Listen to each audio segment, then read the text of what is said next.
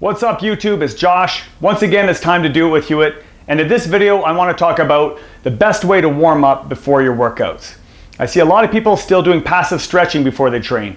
And although that's been done for a long time and understand there are some benefits to stretching before your workouts could potentially increase the risk of injury, because when you passively stretch a muscle, it does dampen the nervous system activation of the muscle for at least a couple of hours after that. So you're actually making the muscle slightly weaker right before your workout, which is exactly what you don't want. Another thing I see a lot of people still doing is cardiovascular exercise as part of their warm-up before their workout. Now, if you're going to be doing a cardiovascular workout, then that may make sense, but if you're going to be doing strength training exercises, expending your energy with cardio before your weights might not be the best way to do that. So what I'm going to suggest is some alternatives to those traditional ways of warming up, and that includes a dynamic warm-up, which some of you who are athletes probably are familiar with, and also some stuff that some of you may not be doing called core activation, or some isometric exercises for your core. And I look at this as sort of tightening up your muscle belt. So activating and engaging the muscles around your midsection and your spine and trunk. So by doing this core activation and the dynamic warm-up, you can not only prevent injuries, but also improve your performance in that workout. So let's get right into the warm-up.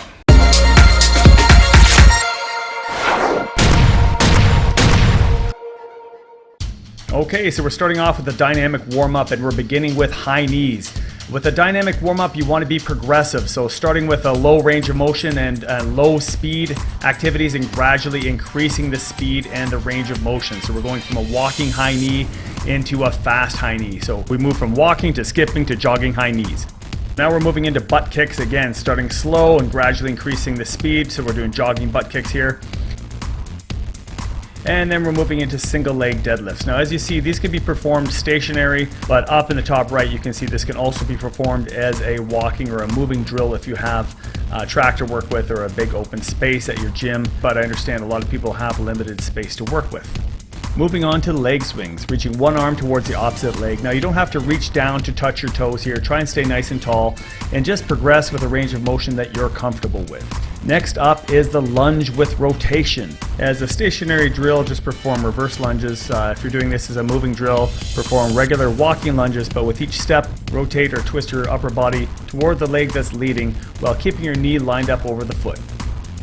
Now we want to introduce some lateral movement with the side-to-side squat or the lateral lunge. This will help to open up your hips as well as gradually increase flexibility through your inner thigh, which is important for preventing injuries, especially if you're participating in a sporting activity. Again, gradually increase the speed and range of motion with this exercise.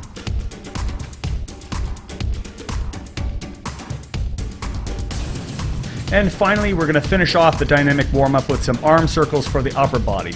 Starting with forward arm circles, beginning with a small range of motion and gradually increasing the range and speed, and then moving on to reverse arm circles, gradually increasing it depending on your shoulders' comfort and stability. And now let's look at some core activation exercises, holding each position for 10 to 15 seconds and starting off with the plank, progressing to a single leg plank once you're strong enough to do so.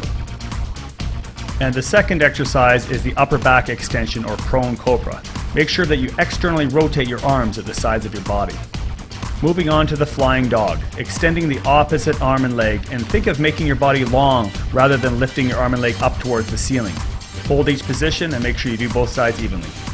Next up is the side plank, progressing to a single leg side plank, engaging the muscles along the side of your spine, trunk, and core. Be sure to hold both sides for the same amount of time. The hip bridge is a particularly important exercise for desk jockeys or people that work or sit at a desk all day. Extend at the hips by pressing through the heels and squeezing your butt. Try to focus on pushing from the hips, not from your lower back, and progress to a single leg side plank as your strength increases. And finally, we're finishing off with hip crossovers. This isn't actually an isometric exercise, but it's a great movement for increasing lower back mobility and engaging the deep core transverse abs. I hope you found this video helpful.